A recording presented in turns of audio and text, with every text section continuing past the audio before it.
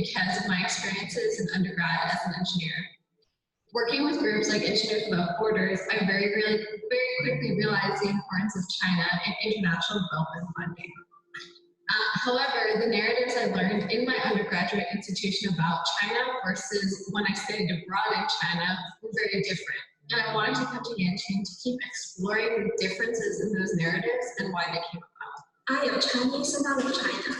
I hope to have more opportunities to observe the Chinese society I am used to from different perspectives and study the changes and development of China and the world. Therefore, I chose to come to Yenching Academy for my master's degree. The experience of studying in YCA has provided me with a platform full of possibilities. YCA encouraged me to jump out of my comfort zone and expand my field of study. The YCA let me really understand that we, as young scholars, should shoulder the responsibility of pushing the world forward.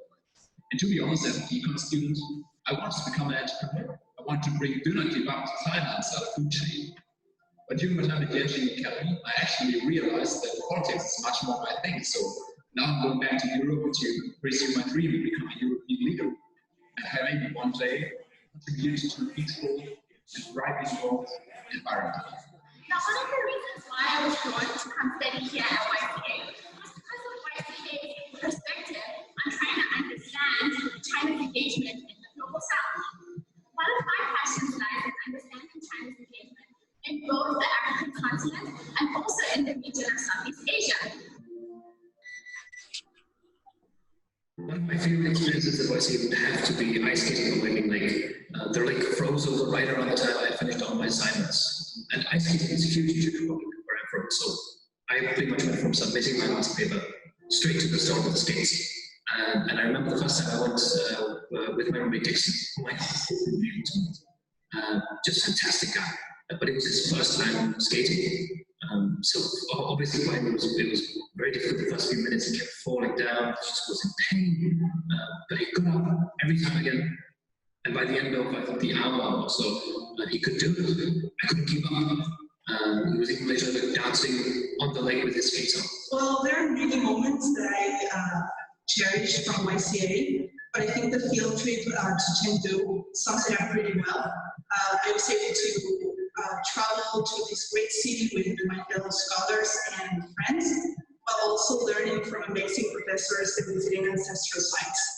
Also, you can never get enough of so it was a good place. And I would say it was global governance for your affair. He was a leading diplomat, and she helped a lot to not only allow China's rights, but also to maintain a peaceful and cooperative environment with countries like the United States or the EU.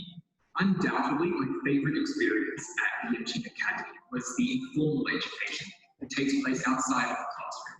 While the coursework is interesting, fascinating, and very rigorous, it was those conversations between and outside of classes that were some of the most meaningful, engaging, and lasting conversations that I had during my time there.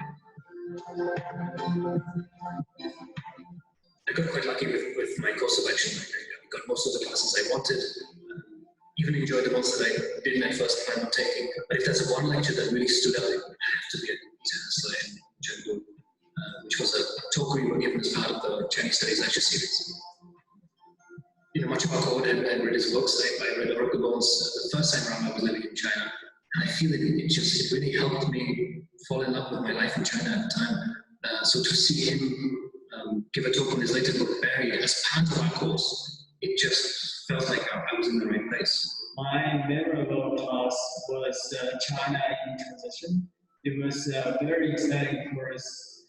The scholar can exchange and share opinions on specific topics about China. My most memorable piece of homework was actually from my Chinese language class, when we were encouraged to leave the classroom, stop somebody on the street, and conduct a simple interview with them. And it was a really simple yet effective exercise that helped me learn more about the lives of everyday Beijingers and to contextualize some of those big issues that we were covering in classes like China in Transition, but through the lens of everyday people.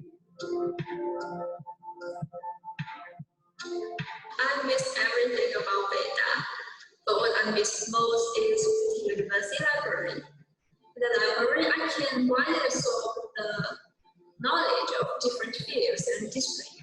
opened up my academic horizon and my own interest in the guide to experience the true pleasure of reading.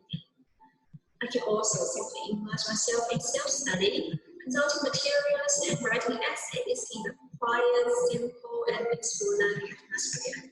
I miss sports even at played especially those football and basketball games. It was very exciting for me to see people from different backgrounds are unified together for a common goal. I miss the sense of community that we had while we were there.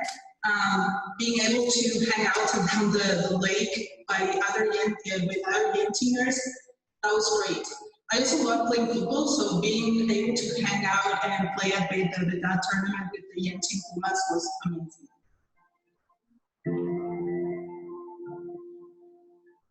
As probably most people, I improved my cooking since the outbreak. I think following cooking videos in Chinese, I did my own Yanpi, baozi, sort of soup-filled dumplings, the soft rice dumplings with light sesame inside, except I only had poppy seeds. And yeah, all right, those actually didn't work out. And they cracked open inside the pot, and I was left with poppy seed soup. But if not my cooking, improved my listening. So I definitely recommend doing that. Since the outbreak of COVID-19, I have been staying at home, so I have more time to accompany my family than before.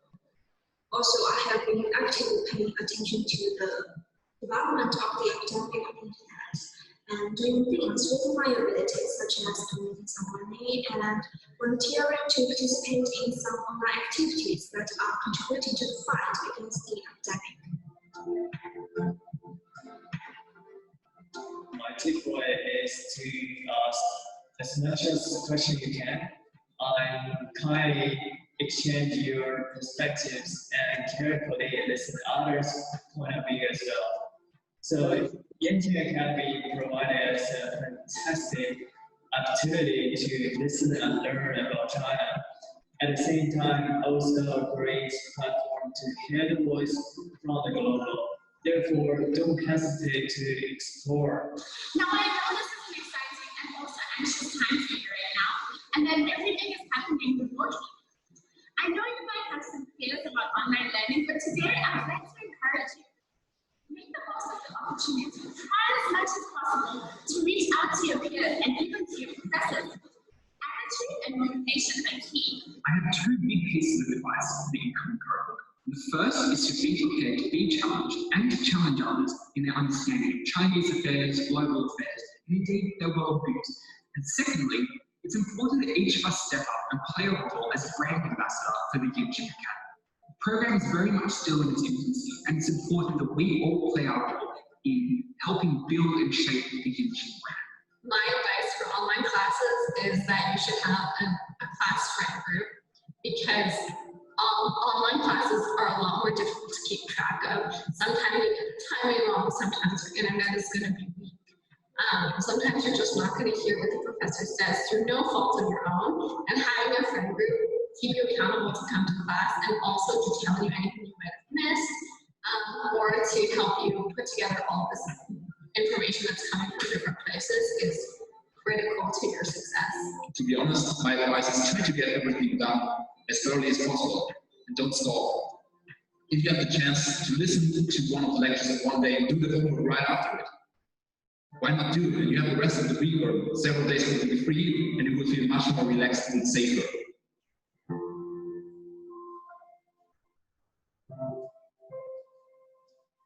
Beijing欢迎你。欢迎来到Yenching学堂，好好学习。天天相看。周杰伦在录就这首歌唱到了，别浪费时间，介绍收起来。同学们，加油！加油，同学们 and see you soon.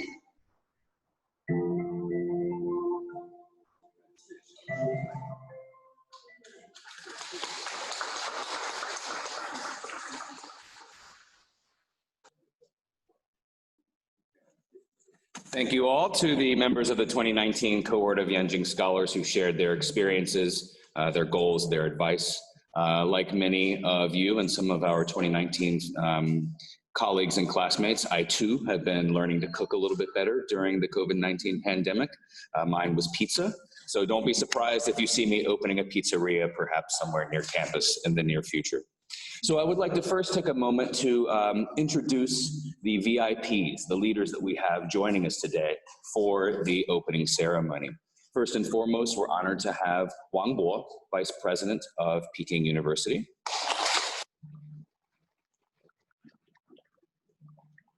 As always, we're thrilled to have the Dean of the Yenching Academy, Dean Yenming, with us today. We also have Yenching Academy Associate Dean and Professor in the School of International Studies, Pan Shiming.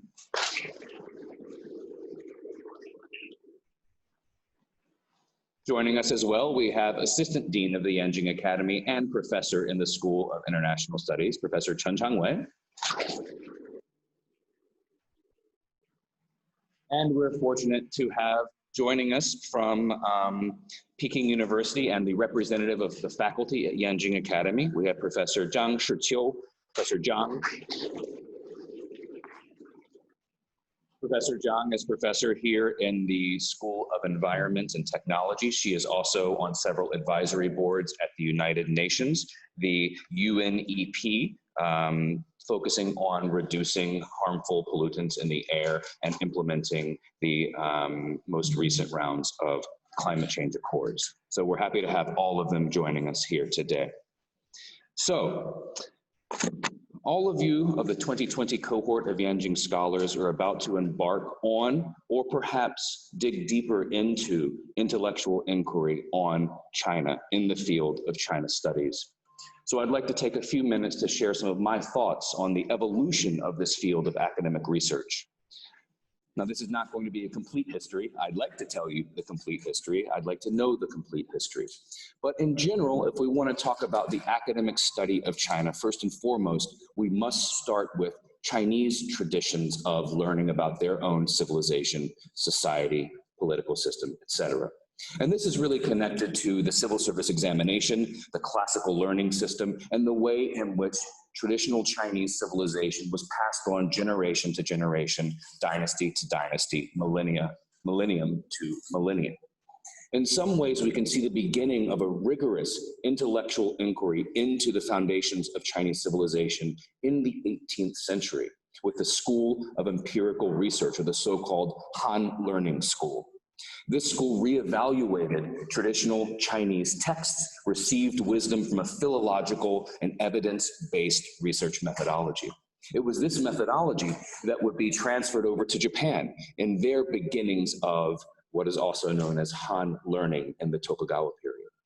And it's this engagement with the texts of traditional Chinese civilization that forms the direct connection to the introduction of Chinese studies outside of China in Europe. In the 17th and 18th century, we have Jesuit missionaries, mainly French Jesuit missionaries, who defined the term and found the field of academic inquiry we know as sinology. Sinology would continue this deep textual engagement with Chinese,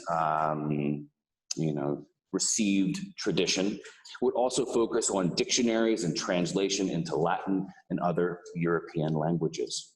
And it would be French Jesuits and French scholars who would remain the leaders in the field of sinology really through the end of the 19th century. Now, in the beginning of the 20th century, we begin to see American institutions of higher education start to assert a new way of approaching China studies. And this was not just an American endeavor. In fact, it was very much an international endeavor, connecting Chinese scholars who went to study at graduate programs in America, American and European scholars who came to teach at new modern universities in Beijing and across China. Our own very tradition here, Yenching Academy, is deeply connected to Yenching University, which was here on our campus from 1916 until 1952. So this global process of learning about China moved from sinology into a field that Harvard and the great historian of China and the United States in the 20th century, John King Fairbank, started to call China studies. After World War II, China studies sort of replicated its model into a new kind of academic inquiry called area studies, where you take a single region or country or area and make that the limit of the academic inquiry, the sort of geographical limit of academic inquiry. Of course, you know, academic scholarship is always connected to politics, to geopolitics, and to the Cold War. So when we get to the 1970s and 1980s, you see scholars starting to criticize area studies, thinking maybe we need to look outside of these predefined areas. Even now, maybe 10 years ago, you have Professor Jeremy Barmé at the Australian National University talking about a new sinology, grounded in classical Chinese, literary Chinese, modern Chinese, but expanding the kinds of sources that we look at, not just official histories, published literature, but also blogs, social media, film, television. So here we are, September 2020. We are at the Yenching Academy of Peking University. We are in an interdisciplinary program focusing on China studies. We're studying China studies in China. Now, I'm not going to go through and explain to all of you, the 2020 cohort of Yenching scholars, exactly how we teach China studies at Yenching Academy. I want you to find that out for yourself with your professors and with your classmates. But I do want to encourage all of you, challenge you even, to think about your own intellectual lineage within the field of China studies. Who taught you what you know up until this point? At what kind of institution did you learn about China? Was it a university in your home country? Did you go abroad to another university in another new place? Were you in a Center for Chinese Studies or a Department of East Asian Language and Literature? Were you studying economics or political science and had a foray into China studies within your other discipline? Or maybe you're thinking about using Chinese language and introduction to China studies as a way to better position yourself for your future career. These are all perfectly valid models for approaching China studies. Now, perhaps Yenching Academy is your first entry point into studying and learning about China. Great. If so, welcome. I remember the excitement, the challenge, the humility of realizing I have so much I need to learn. But even if you haven't formally studied China in the past, I still give you the same assignment. What brought you here? Where did you learn in your undergraduate or previous graduate institutions? Were there Chinese language courses there? Was there a Center of Chinese Studies? Was the study of China an important part of your academic institution, your academic culture? Maybe it wasn't. That's interesting too. If there's no active tradition of teaching and learning about China where you're from, what does that tell you? What does that tell you about your home city or state or country or region? There are questions to be asked in that situation as well, and there are things to be learned also. So please think about your intellectual lineage within China studies. I asked you on Tuesday morning to share your own personal story with your professors and classmates. Tuesday night, I shared a little bit of my own intellectual and personal journey, bringing me to the Yenching Academy. But YCA isn't just about making friends and making connections.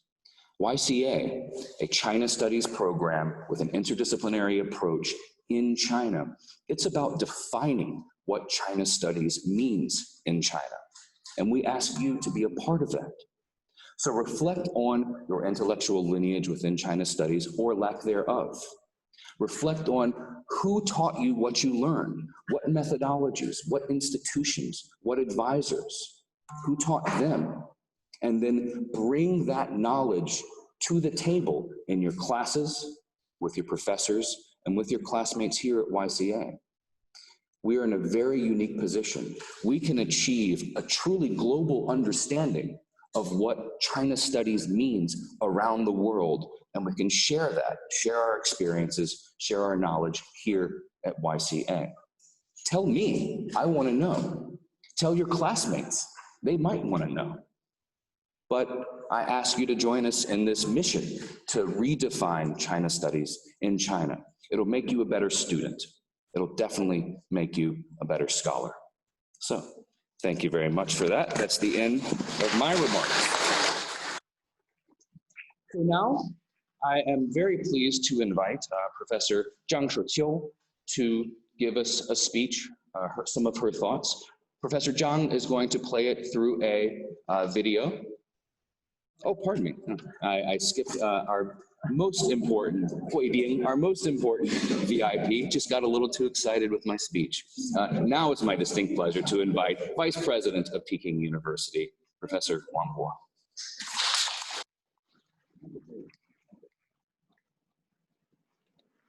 So you're a second?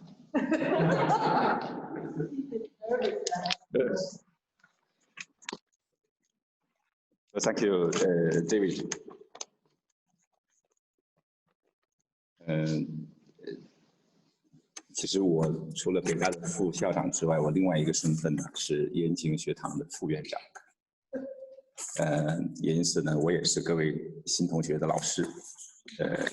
当然我也很荣幸的成为袁明老师的部下啊，所以袁明老师是我的领导啊。Dear Yenching scholars, greeting from Peking University. I'm honored to welcome you all to this year's opening ceremony. Whether you are attending in person or online, anywhere in this world, you are now officially a part of the community of Peking University. So welcome, 欢迎各位。Widely regarded as China's leading institution of higher education, Peking University has continually played an essential role as pioneers of China's modernization. Yenching Academy exemplifies Peking University's quest for excellence by offering a highly innovative and customizable program to permission young scholars from all over the world. You have all demonstrated the potential for leadership and innovation during the interview rounds. And now we are counting on you to display these qualities and strive to be better in the next 2 years and beyond. Due to COVID-19, most of you will unfortunately only get to know each other online this coming semester. As the poet William Butler Yeats once said, there are no strangers here, only friends you haven't yet met. I'm sincerely looking forward to the day when you can all sit and learn together under the same roof, build lifelong friendships, appreciate the beauty of the campus, and explore the glamour of the city together. Until then, please keep communicating with each other via the internet.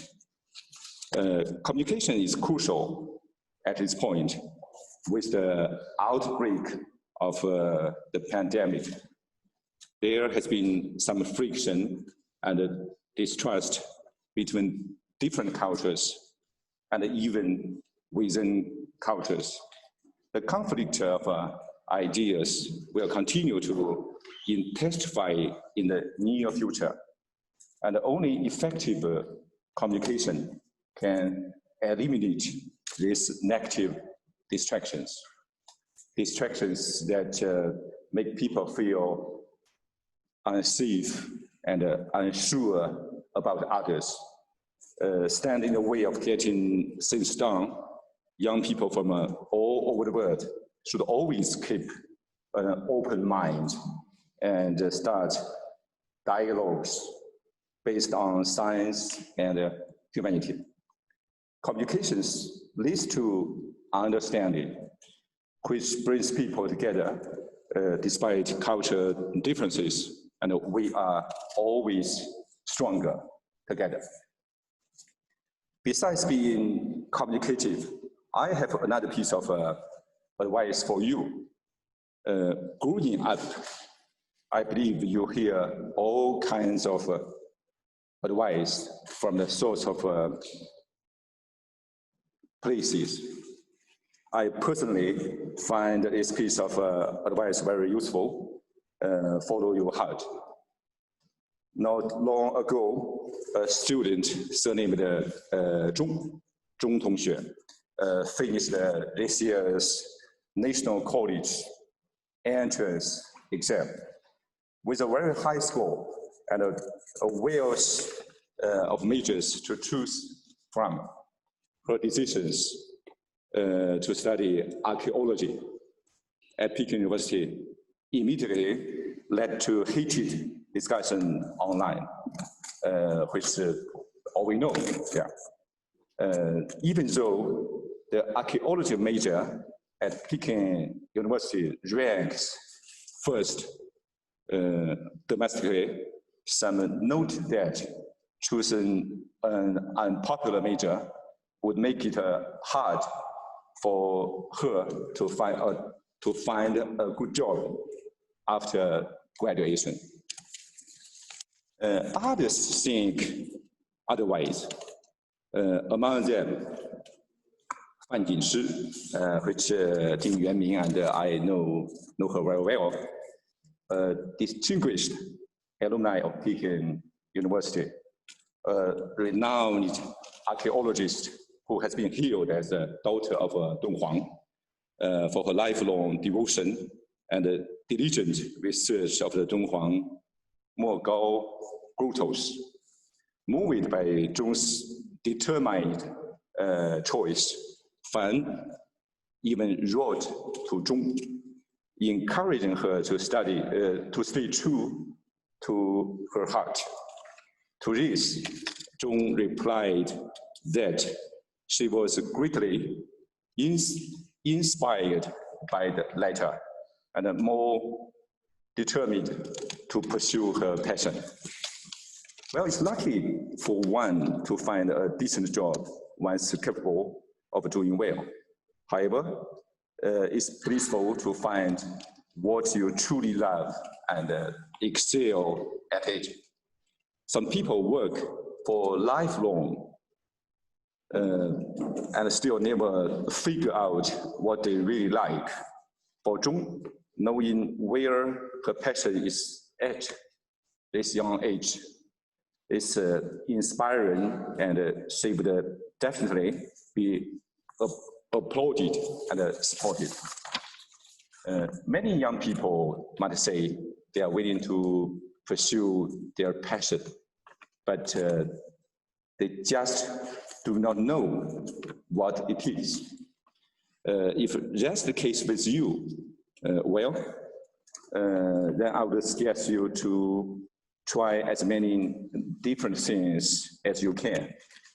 The more you dabble yourself in new areas, the more chance you have of finding your interests. Don't be afraid to try new things, and don't be afraid to fail. You have got nothing to lose. I know you have something, and you can lose some money, but you know, compare with me. Yeah, that's true.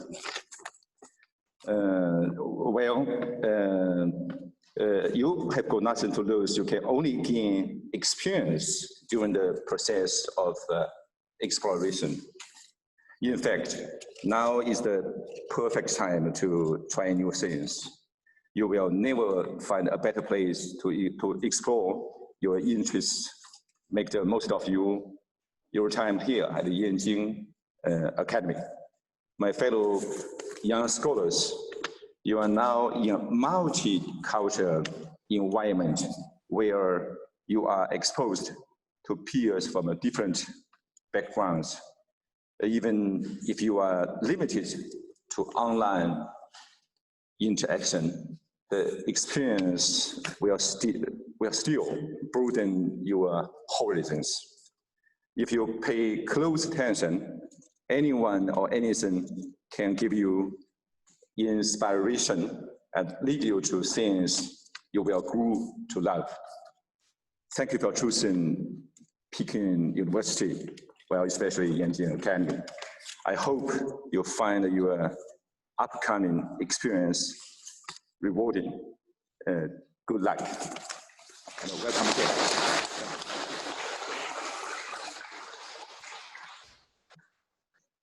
Thank you very much, Vice President Wang. I also would echo and was moved by his advice of always follow your hearts, always follow your interests. When you're following your interests, you will never be bored. And if you're not bored, you won't be boring. So now we're going to welcome Professor Zhang Shiqiu as the faculty representative of the Yenching Academy at Peking University to share some of her thoughts. We're going to be playing a video of her speech.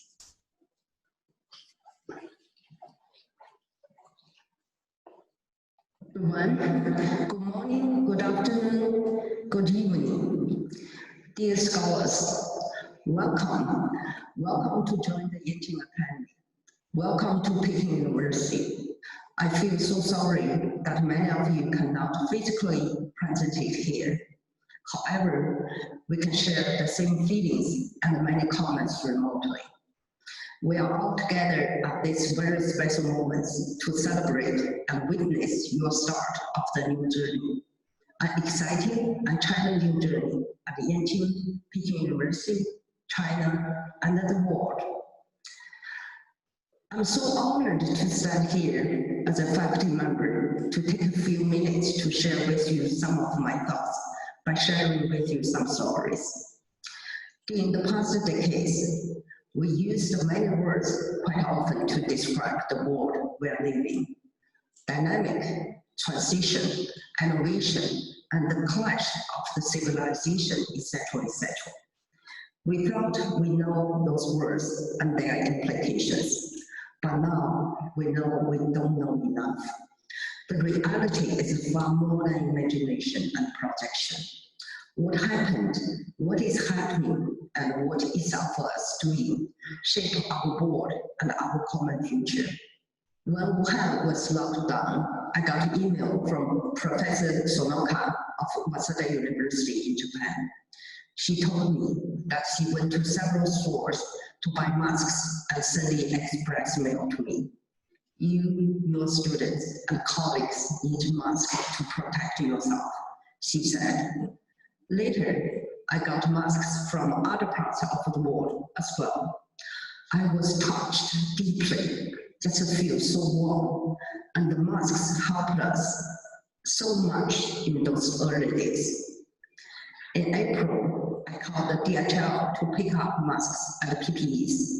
I waited for a very long time, and the delivery guy told me, sorry for late, as he himself got 43 calls for packages picking up just that half day at the Peking campus and surrounding communities. They are all masks and PPEs to send abroad.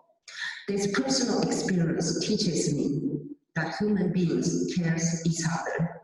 We share, we help, we give hands to others when they need. We are all together. The links and the exchange of people to people are just so beautiful, and it's a hope and strength to overcome the barriers and boundaries, disputes and conflicts. Going back to late 1980s, I spent about 4 months for my field trip at very local and remote areas in Yenching, which is a very poor province located in the southwest of China. I was totally shocked, and that was my first life experience about what extreme poverty means. We supposed to develop the environmental protection plans, but later we changed our focus to education and agricultural development based on their local natural resources. Since that time, I know I just cannot say anymore the sentence I used to say. Let's work together for a sustainable tomorrow.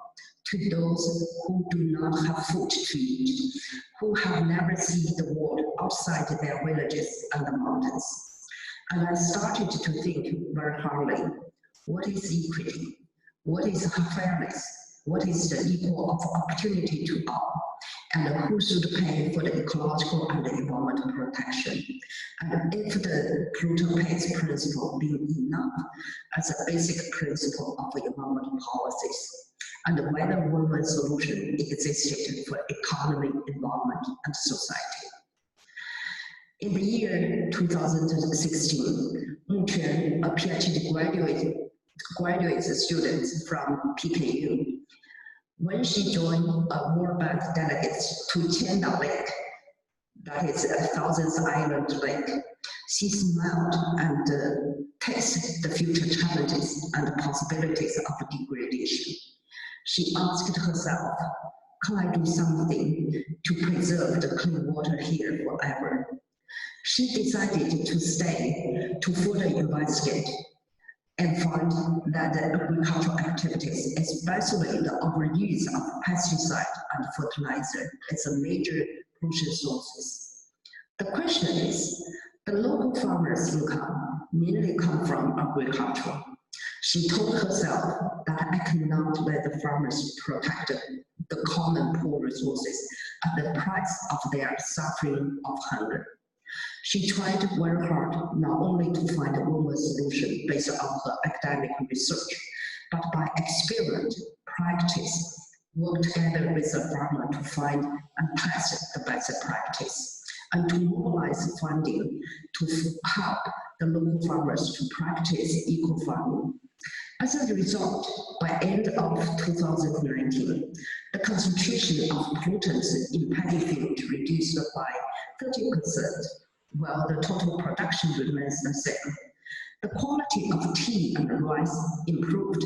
The income of the farmers increased largely by 30 to 40%. Learned from Yenching that one can indeed make a difference and to let others and the world better by using your academic training, by contributing yourself, your time, your energy, and your ability. Most importantly, your love, care, and passion. As a faculty, I have also learned a lot from our Yenching scholars. Too many examples, I just list some of them.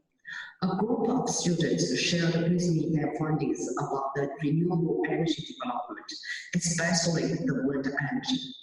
They used their analysis told me that energy restructuring in China is moving faster than they expected, as we discussed in class. And the shift of energy structure should give much more priority to handle and address the full benefit of air pollution and climate change in China. The research development in China demonstrates that they are right. This spring, another group of students studied on the wildlife regulation in the post of the COVID-19 pandemic. They overcome all the difficulties during the pandemic to survey, interview, and study how China can take the COVID-19 as an opportunity to enhance its environmental regulation and to improve the civil society. There are so many stories to tell. I'm afraid I have to stop here. What I would like to say is that we are indeed live in a changing time, very dynamic, very confusing, very difficult, full of uncertainties. What the world we are going to live not only depends on the politicians, it depends on each one of us with love, care, understanding, and humble and respect for diversity, both in natural and social cultural terms. Cooperation, passion, profession, and contribution to our common future. Thank you all. I'm so glad to be here. Hello, everyone. Good morning, good afternoon, good evening. Dear scholars, welcome. All right, Professor Zhang, thank you very much for those very, very stimulating and thought-provoking reflections on the work you've been doing. I speak for all of us when we say, 加油, we need people working in your field to continue moving forward to help us make a better world. We're very fortunate because Professor Zhang is actually here with us today. Now I'd like her to step up to the podium for a minute. Thank you very much. Thank you, Brett. Oh, sorry, because I got allergy, so sometimes you can't control your throat. So that's why I just would like to say just one more thing. As Brent has mentioned that I've been working for Montreal Protocol. I have been working for Montreal Protocol for a very long time, since 1990s. The lessons we have learned, how important of science is. When three major scientists discovered the ozone layer depletion mechanism since 1975, and in the 1987, the global community, based on the science development, they decided to work together to create an organization, Montreal Protocol, to protect our common ozone layer. So I think there are a lot that we can learn. We do have a lot of experience based on science, global collaboration, full commitment, and full compliance. Okay, thank you so much. I really look forward to see you all in the future in this class. Not yet. Please don't leave just yet. We have a small surprise for you. Oh, wow. Yeah, I know you'll stay in the campus too.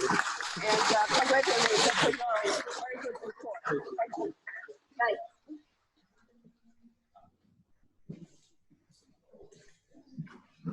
Okay, thank you, Dixon, for the flowers, and thank you, Professor Zhang, for sharing a few more of your thoughts with us here in person today. Coming up next, we have the representative of the 2020 cohort of Yenching scholars, Adela Hurtado. Adela is a lawyer, an illustrator, animation professional based in New York. She did her undergraduate work at NYU and her law degree from the Fordham University School of Law. Adela will be zooming in to join us today. So let's have Adela take it away. Hello. Hello. Hi. Hello, everyone. Hope you're all having a good morning, good afternoon, and good night. My name is Adela Hurtado, and I am from the United States. Here is a little of my China story to get started. It was November 2019. My finger hovered over the button to submit my application to the Yenching Academy. As someone who has been a China nerd since childhood, the program seemed like a perfect fit. My China story started early on. I was born in Miami Beach, Florida, to immigrant parents from Trujillo, Peru. I spent my days in sunny weather and my summers in Trujillo. Then, during the 6th grade, everything changed. I read Romance of the Three Kingdoms, the classical Chinese novel about three kingdoms vying to reunite China. The stories of brotherhood, intrigue, and battles inspired me, but it was Zhuge Liang, the chancellor and strategist, who stood out to me the most. I deeply admired his loyalty, perseverance, and kindness. I wanted to be just like him. I then devoured classical Chinese literature, watched Chinese films, and read about Chinese culture. I made it my dream to go to China and visit Zhuge Liang's temple in Chengdu. Years later, I left for New York University, where I studied East Asian studies, especially China, and political science. I finally studied abroad in Shanghai too. Yes, I visited Zhuge Liang's temple, and to be there was a dream come true. I even took a class with Moss Roberts, who translated Three Kingdoms into English. He signed my beat-up edition that I read as a child. It was also in China, while watching a documentary on the making of Disney's Sleeping Beauty, where I realized I can take my love for animation and photography further, possibly into a career. I then went to law school because of my strong interest in helping others. I have seen art and law uplift people, and so during these years, I studied international law and studied by day and studied film and photography at night. I studied abroad again in China to learn more about the Chinese legal system and art. I gained a foundation in Chinese law, and I made visits to the Shanghai Animation Museum. The visits made me curious about the Chinese animation industry, much of its works being based on classical novels and folklore, and its successes and setbacks. Latin American animation industries want to grow as well. I wondered how law and policy can help. Since then, it has been a wild ride practicing public interest law and working on films and photo projects. I even got my first job as an animator.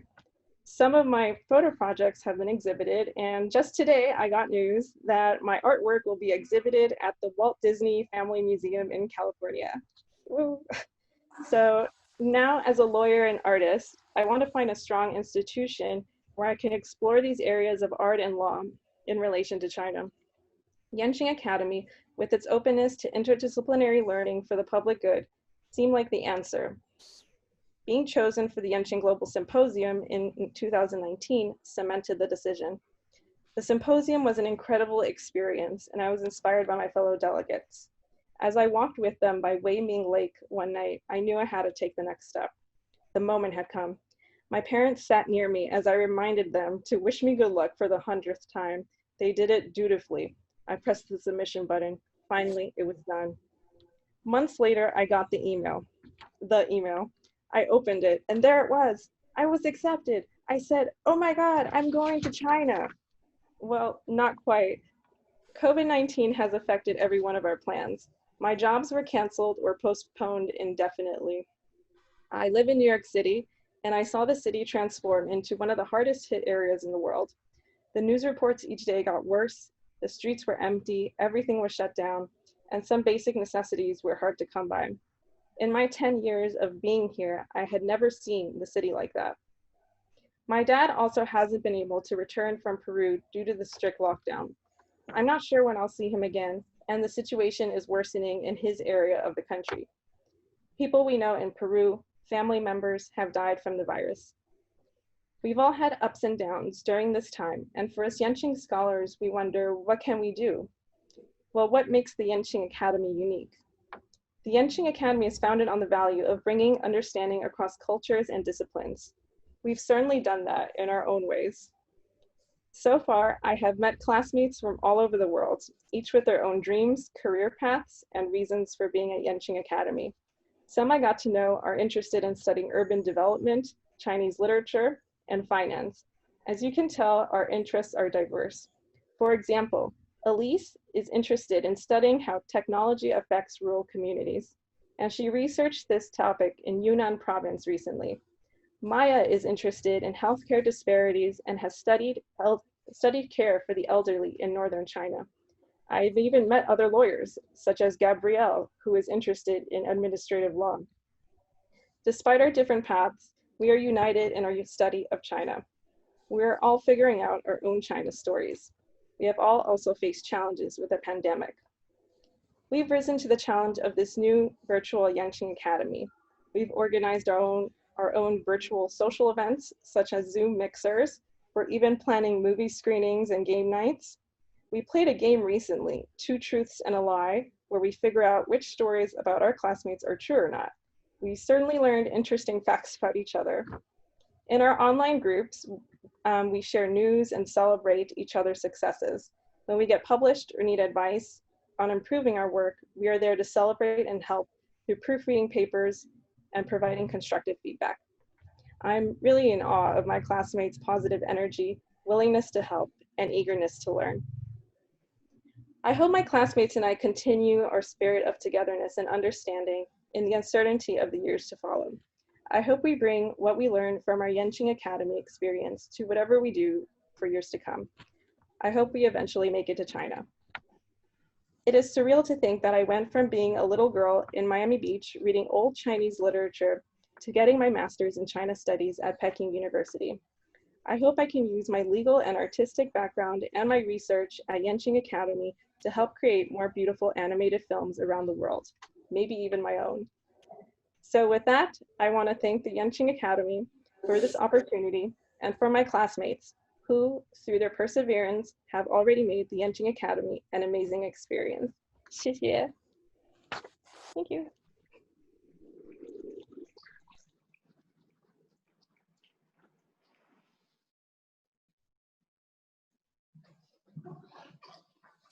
Thank you so much for sharing your journey virtually to the Yenching Academy, Adela. It's a real pleasure hearing from you. And I'm so gratified to hear all the great things that you and your classmates in the 2020 cohort are doing to currently build a community across vast distances. So we have a little bit of a surprise. It's not on the schedule that most of you have seen. Right now we have a video from some of your friends, family, and teachers to share some of their thoughts as the 2020 cohort takes this next step in their academic careers.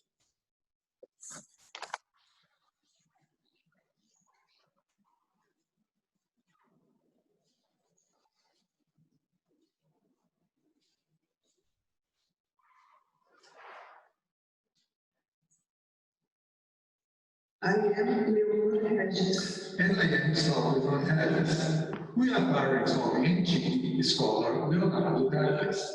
Leonardo is a loyal friend that you can count on and trust.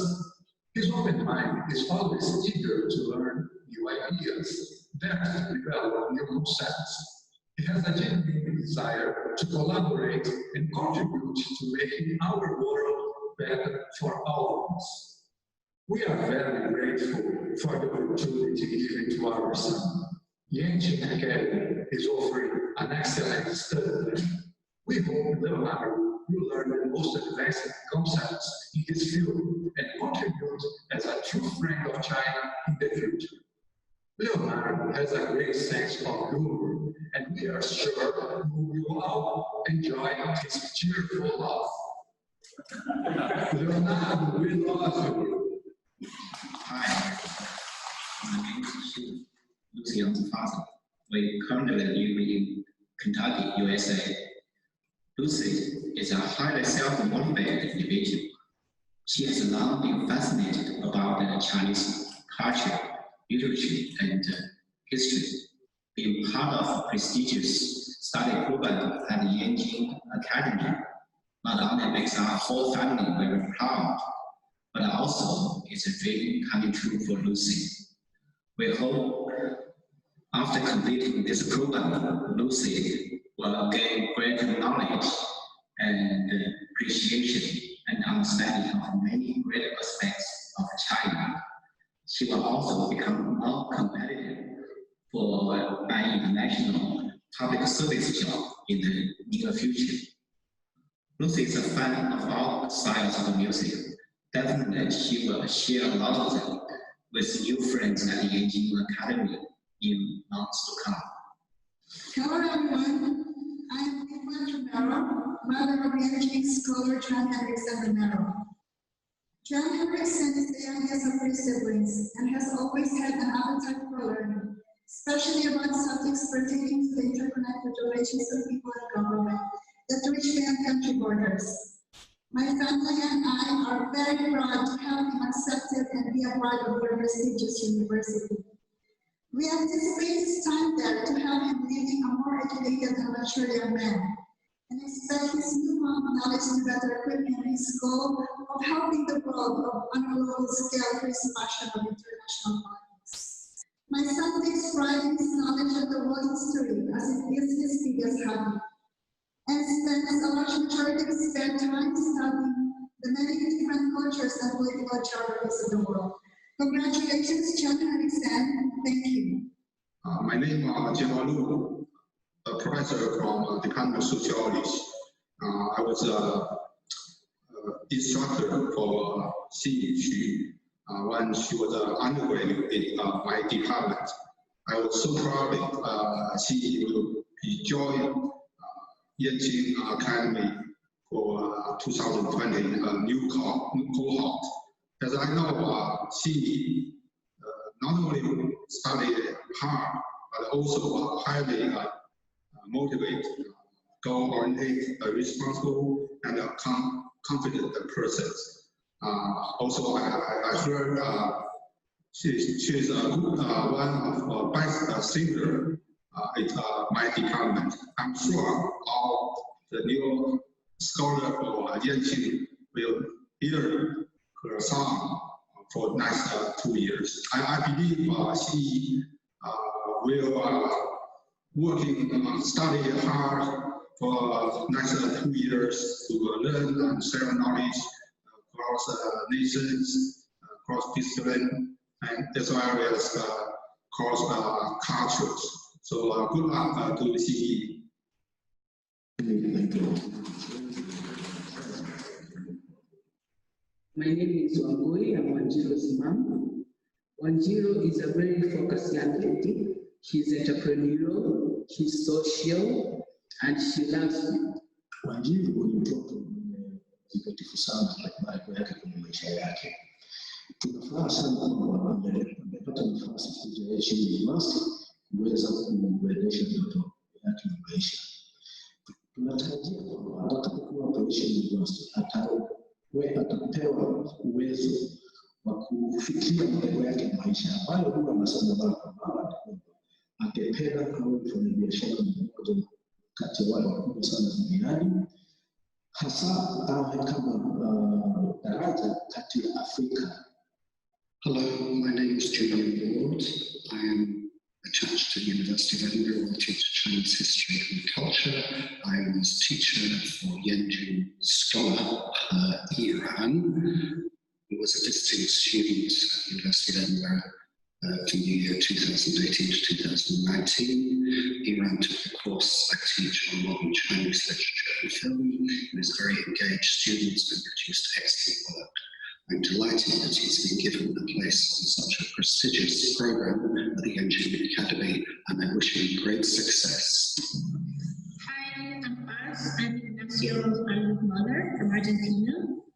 I first of all want to thank you for this huge opportunity of him with your university. He can't wait to be there. I hope he can be there soon. He is an awesome person, an awesome friend, an awesome son. It hasn't been easy for him, but he always sees the great part of it. He has this great attitude. He has been working for this for so many years since he was little. I mean, he's always been interested in China and Chinese politics and Chinese. I mean, it overwhelms me of how much he knows and how interested he is. He wants to make a huge difference in the world, in Argentina. He makes things better. He knows how to make things better, which I think today is one of the most important things that we can see and have in a person. He makes a difference. He's always a step ahead, and I wish him the best, and he deserves this because he has been working so hard for this.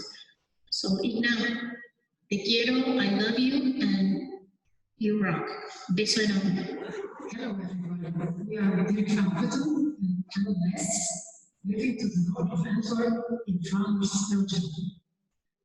Our eldest son, Yenching scholar Henry van Putten, is a very clever guy. He has a burning ambition to jump really high in his professional life. He's also very sporty and has good physical condition.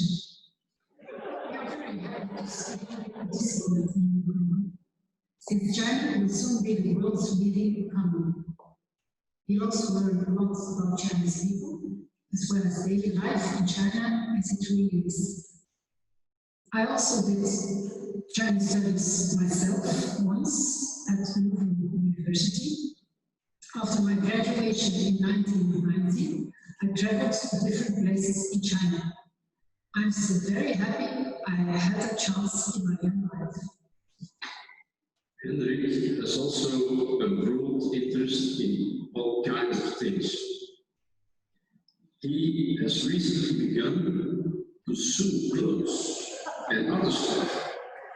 He's eager to master this skill, and we think it's funny since he has no example of someone sewing in our family. Henrik and his fellow students an interesting and enriching year in China. Hi, I'm Emmanuel's dad, Kevin. Emmanuel is also known as Vicky, so I'll call her that. Vicky, Mom and I are so happy and proud that you got into Yenching Academy, which is a great achievement. We know you will always study hard and work hard, but most importantly, make lots of new friends and have lots of new experiences. Most will be awesome, some will be less than amazing, but whenever you need us, we will always be there for you. And remember to always have fun and enjoy your time at Yenching Academy. Love, Mom and Dad. Jiayo. Hello, I'm Laura Chapin. And I'm Stephen Chapin, and we are the parents of Yenching scholar Kai Zandlik. Kai grew up in Germany and the United States, and he went to high school in Washington, D.C. He then went to Switzerland, where he completed his undergrad studies in environmental engineering, mathematics, and biotechnology, and his master's program in computational neuroscience. When you told us about the program in China, we knew right away it would be an excellent program. It sounds like they have excellent things to do, there will be an excellent community, and he will learn very much. And Kai is a very open-minded young man. I'm sure he will enjoy it and will do great things afterwards. And we see what happens. Just a fun fact. About Kai is not like a typical American. He speaks already fluent German, fluent English, and fluent French, and we hope that he will also learn Chinese. Have fun, Kai. Have a great year. Wish you well.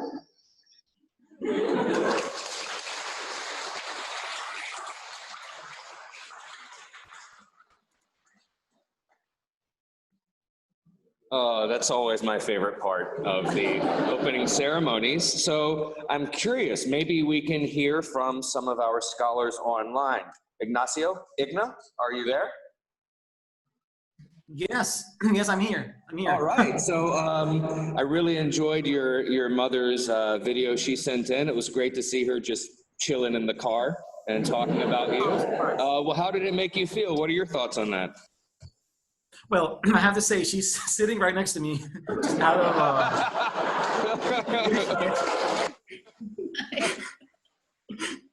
well, please, be honest. Be honest. No, I definitely teared up. I have to admit, it was a total surprise.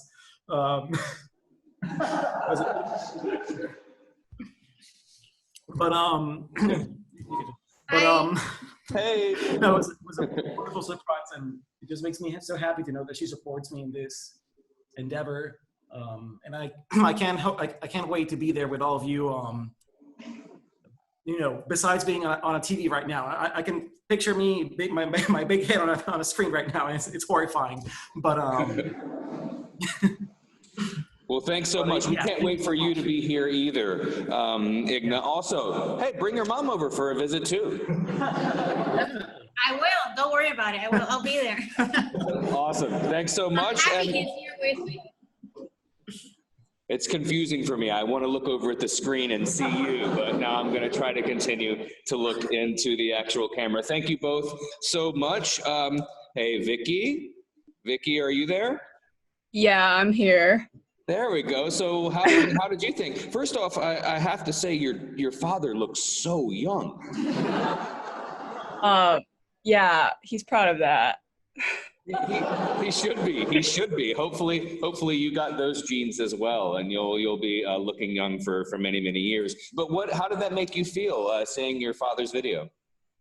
Well, I'm not used to my parents saying such nice things about me, so that was something new. Well, I'm sure it's going to be the first, or at least the first of many going forward. Yeah. So where are you now, Vicky? I'm currently in Jakarta, Indonesia. Okay. Okay. Good.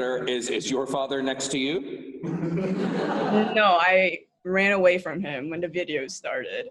Okay, I thought so. Since you mentioned very honestly that they don't normally say such nice things about you, I figured your father wasn't there. I'm sure many of the Yenching scholars can share that that sentiment about the rarity and therefore just the extra specialness of getting those kinds of compliments from their parents. But I'm sure they're very proud of you. Thanks so much for joining us, Vicky. Hey, Kai. You there, Kai? Maybe not. Okay, Kai, well, you're lucky because I know you speak English, French, and German. Well, I was going to try to quiz you on Chinese, but, you know, Maman Lai, we'll hear from you, and hopefully we'll call you in on a Zoom later and hear how you've improved in your Chinese. Hey, so we also have a scholar who's a teacher joined us for the video, and she is here with us in person today. Hey, Xinyi. Oh, kitty. Will you come up and join us? Come on up, come on up, come on up. Get in front of the camera. Let your zoomed in classmates see you. So up here, you can take your mask off. Look into the camera, not over to the screen there. So, what did you think having your professor send a video in? Oh, it's really a surprise for me to see him in the video, and I didn't know anything about it before. So I'm really honored to have the Professor Lu as my instructor. And I'm really honored to join Yenching Academy as well. Thank you all. Thank you so much, Sini. So now I challenged all of the Yenching scholars to reflect on their China studies lineage. Well, she's already started sharing hers with us very directly. So excellent. I'd like to ask more people about their reactions, but those who haven't been called upon, you're lucky. So thanks so much to your family, to your friends, to your professors who shared these videos. Now, one of the moments we've all been waiting for, I'd like to welcome to the stage Dean Yuanming of the Yenching Academy to share her thoughts with you today. Dean Yuan.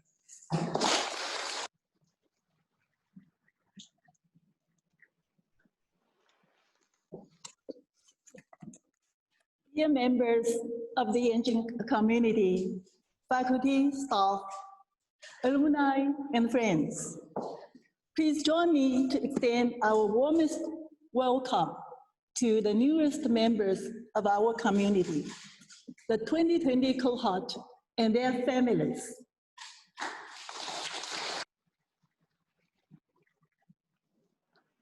Among them, 40 are from Asia, 4 from Africa, 22 from North America, 20 from Europe, 4 from South America, 1 from Oceania, 1 from the Middle East.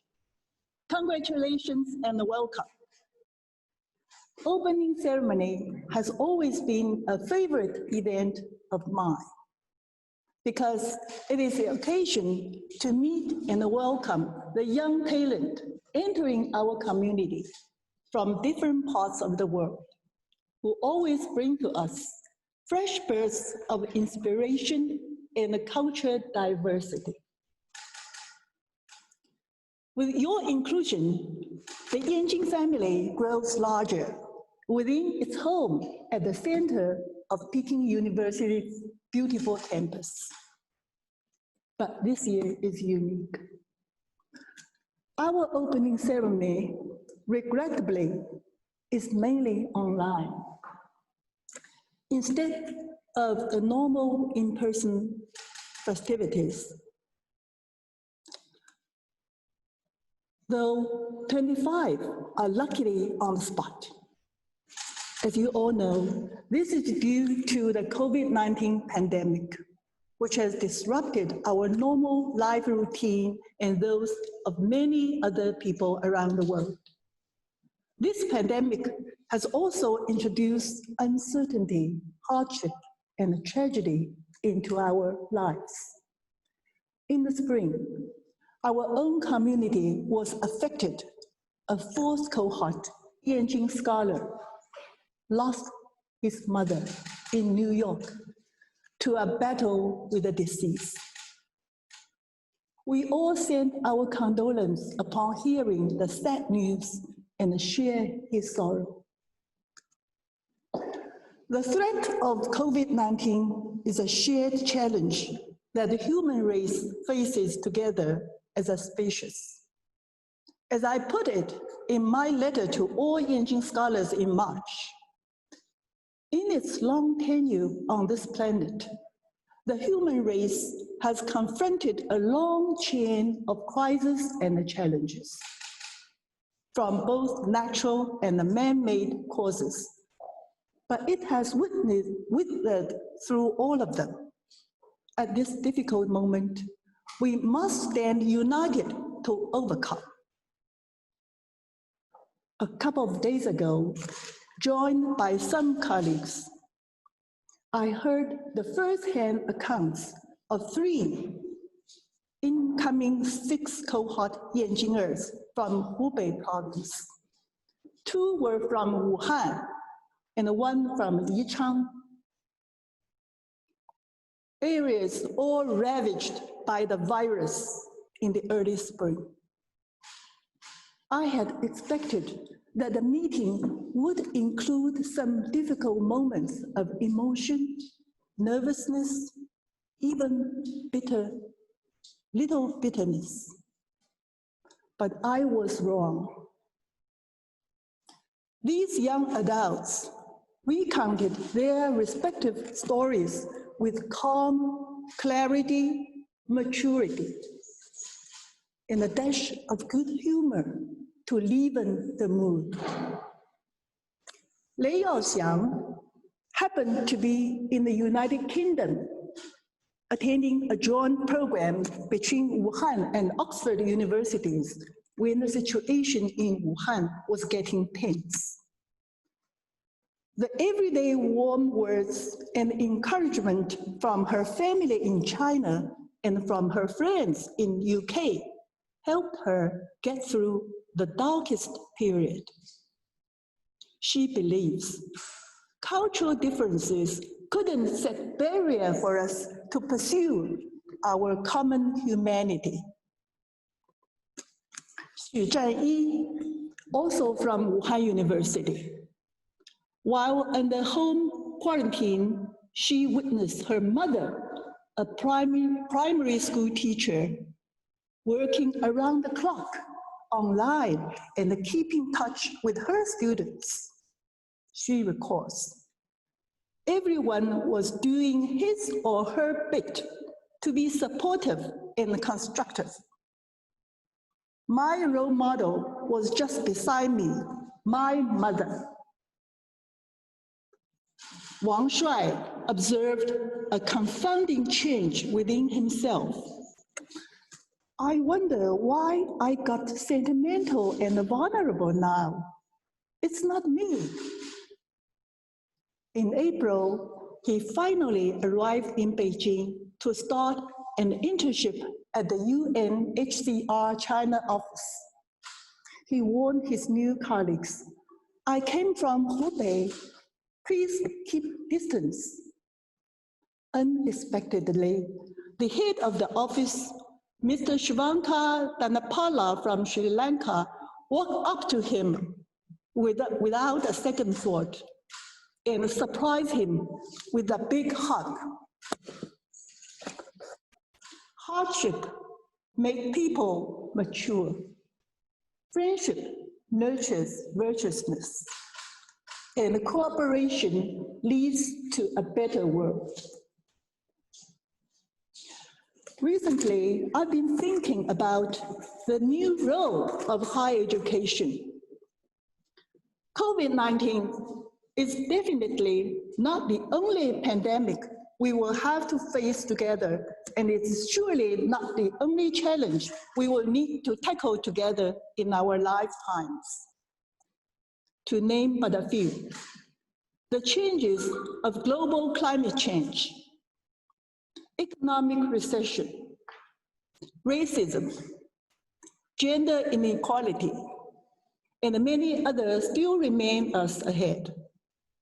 How can higher education play a role in preparing the young generation to be ready for the unknown?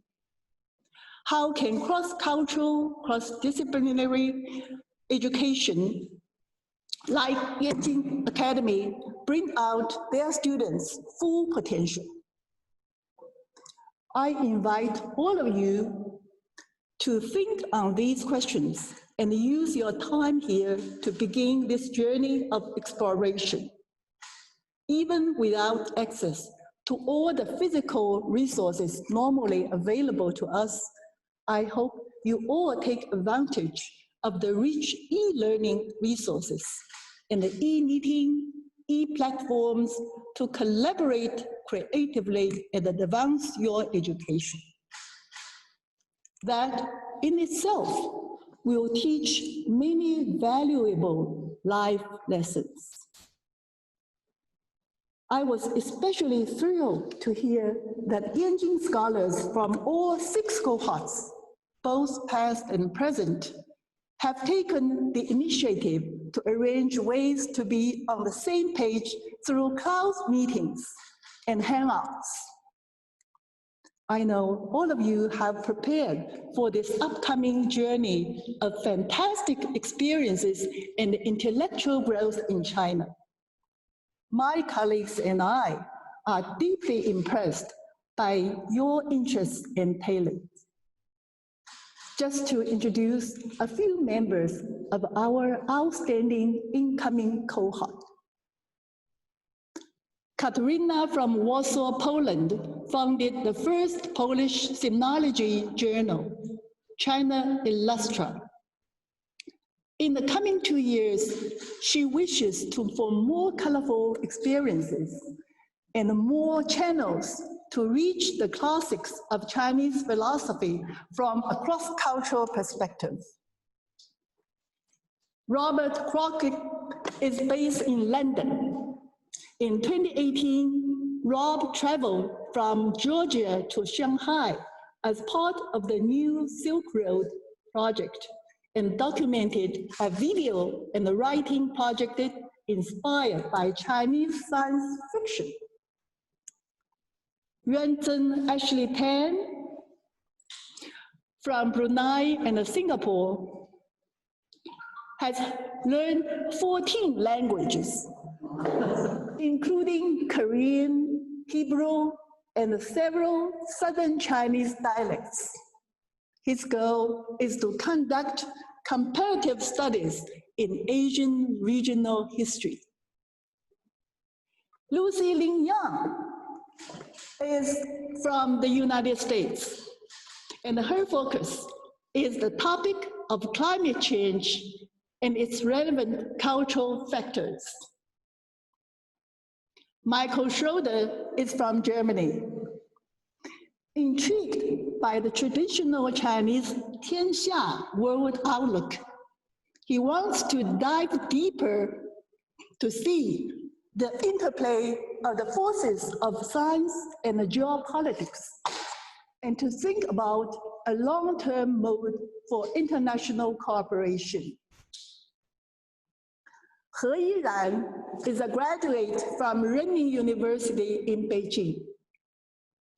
Yilan has had a rich experience as a legal aide in the US House of Representatives, a volunteer Mandarin teacher in a Scottish primary school, among other activities.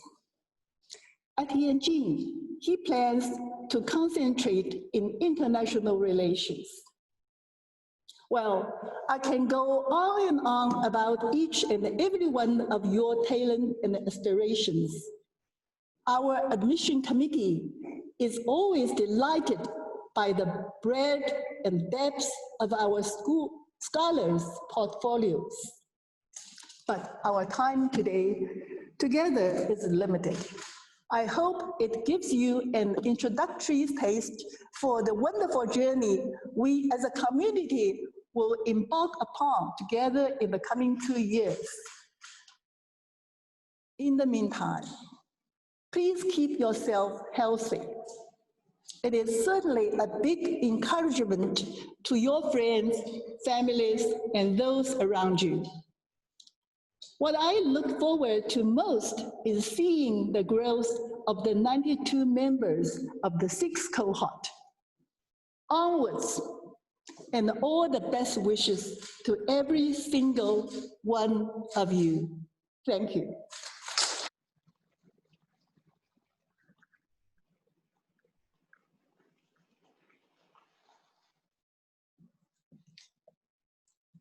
Thank you so much, Dean Yuan. Normally, I like to try to follow the speeches with a comment and connect it to the next one, but I figure I'll let her speak for herself.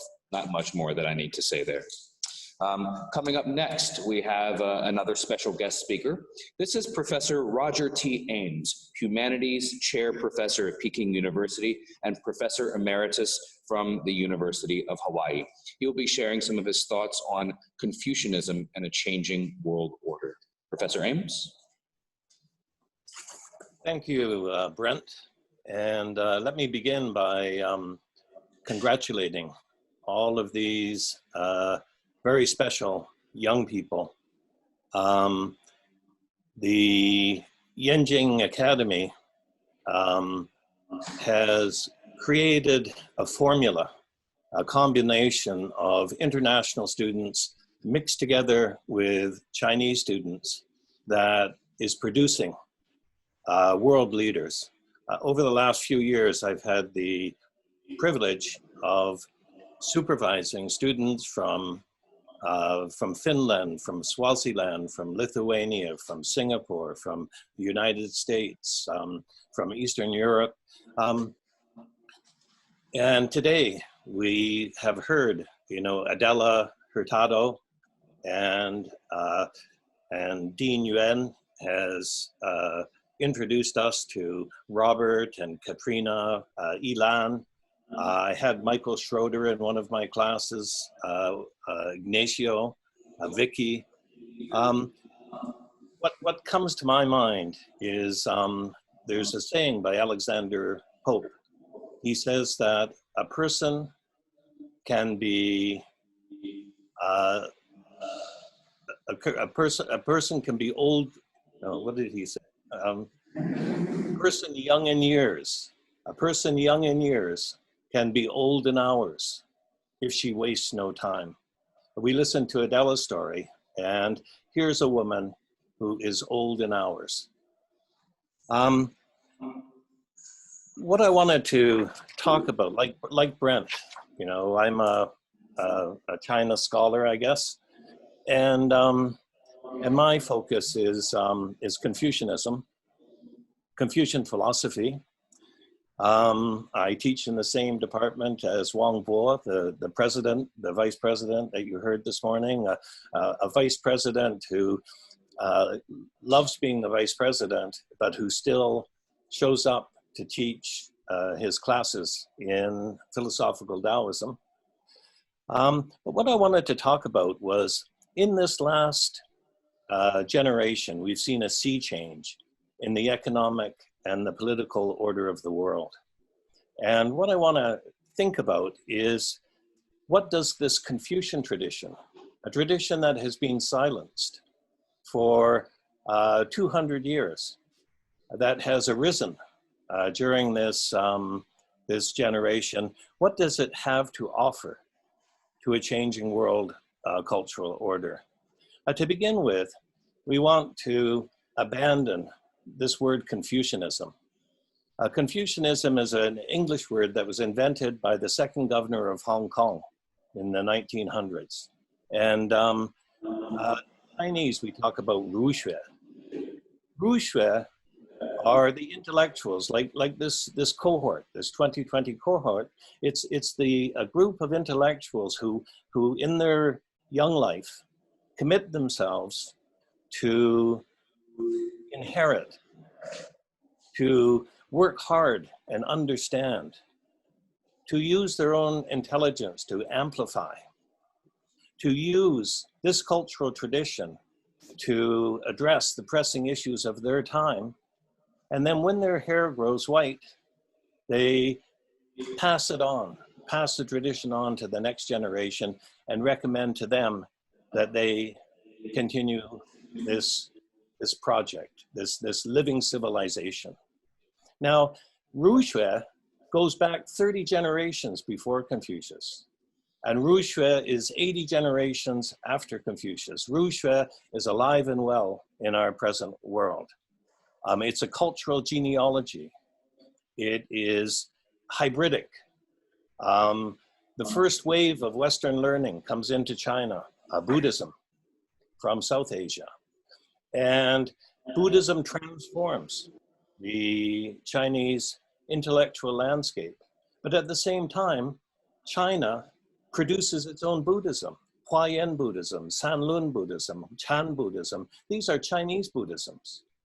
That you have this intergenerational transmission of a living civilization. The second, so one contribution that Confucianism has to a changing world cultural order is a model of a living cultural tradition. The second is its religious sensibilities. That very often people, is Confucianism philosophy? Is it religion?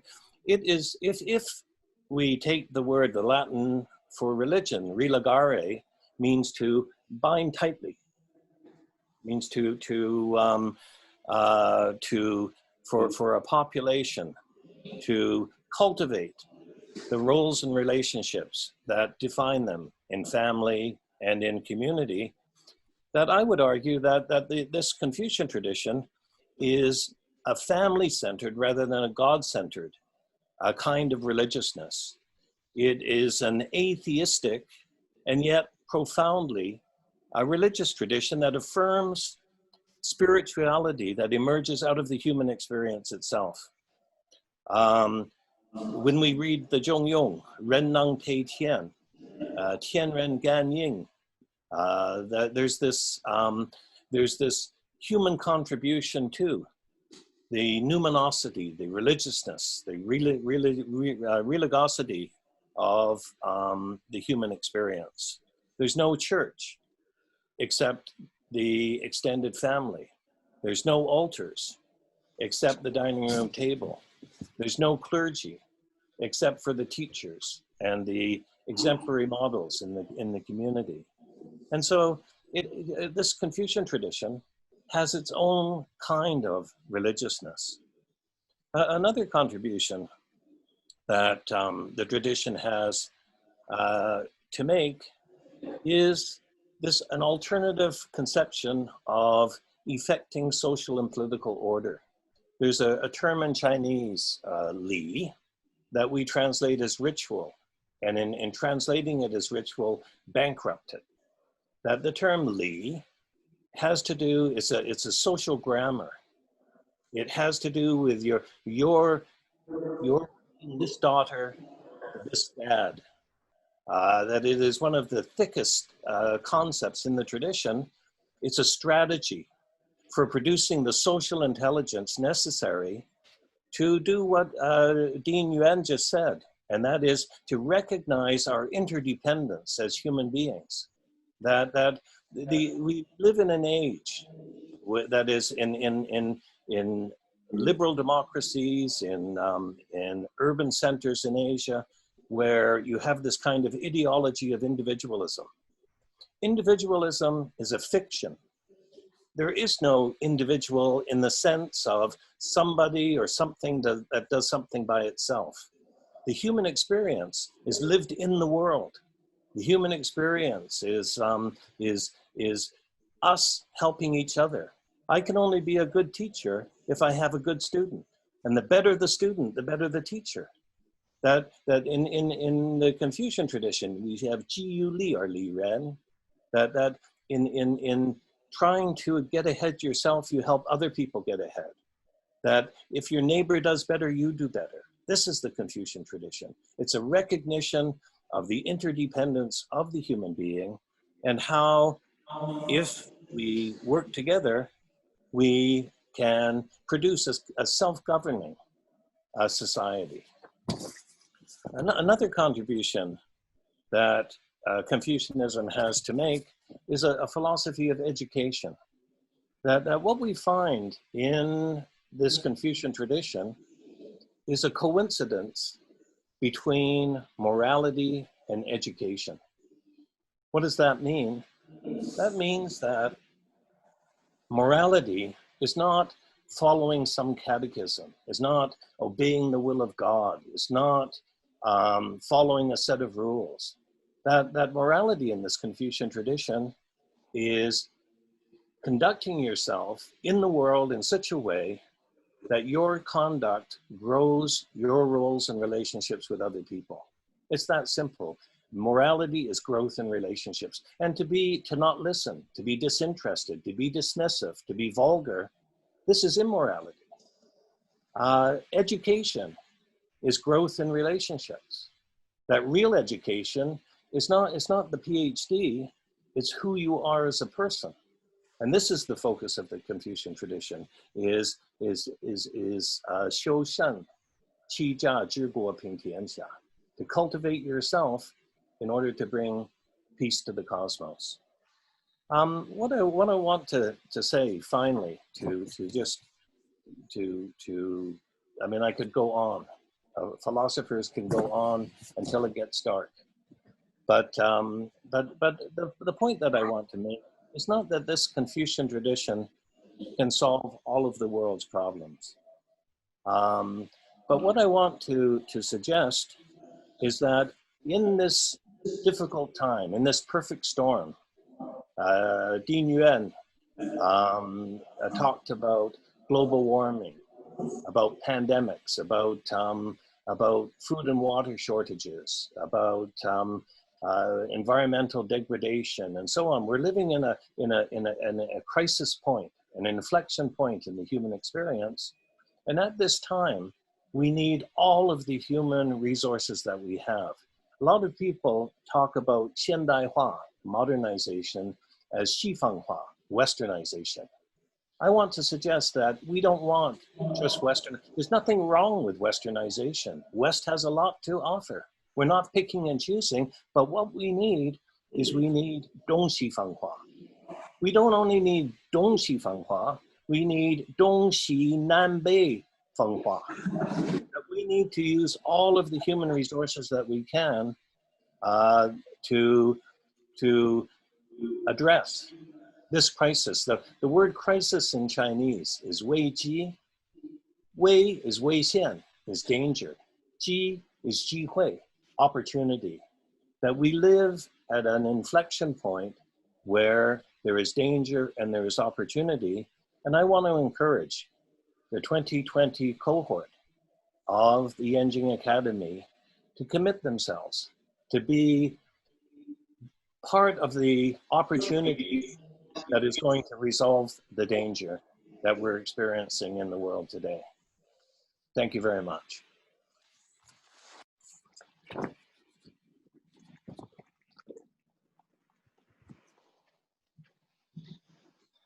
Thank you very much, Professor Ames. That was very, very enlightening, and can't wait for you to come back. I look forward to sitting in on your class and reading the books of yours that I haven't already read in graduate school.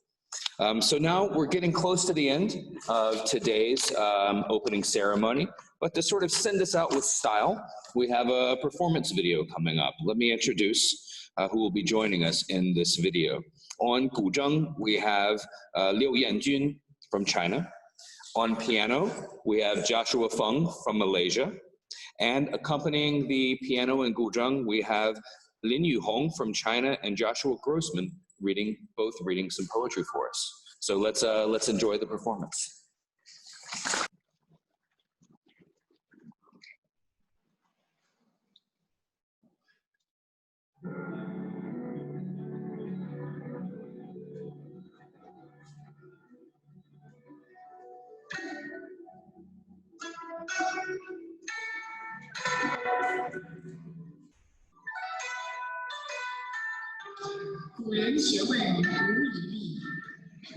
The ancients devoted themselves to knowledge.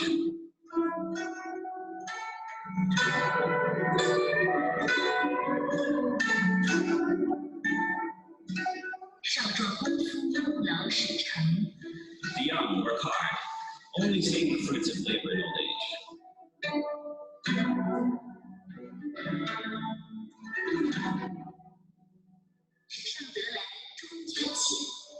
Knowledge, gleaned from paper, has a shallow feel to it.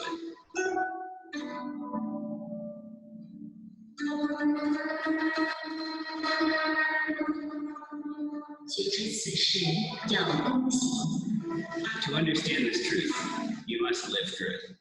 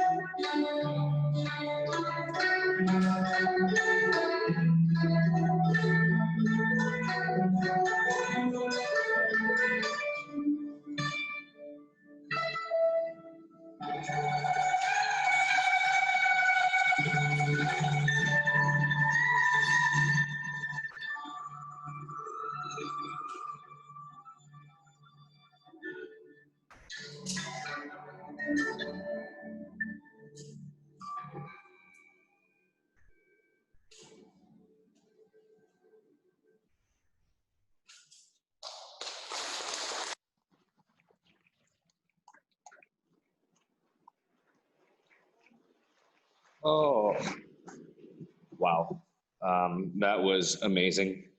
So Yenching and Joshua, we really want you to come here, but maybe you two should consider quitting your day jobs and just going straight into music careers. That was very, very special indeed. So we are now at the end of the opening ceremony for the 2020 cohort for the Yenching Academy at Peking University. It's been my pleasure to be your MC and your host. It's been my pleasure to see some of you online, to hear from some of you, and to hear from our guest speakers. I hope that you and your classmates stay connected, stay healthy, stay happy, and now it's time to get to work. Thank you all very much for joining us, and we will see you on Monday.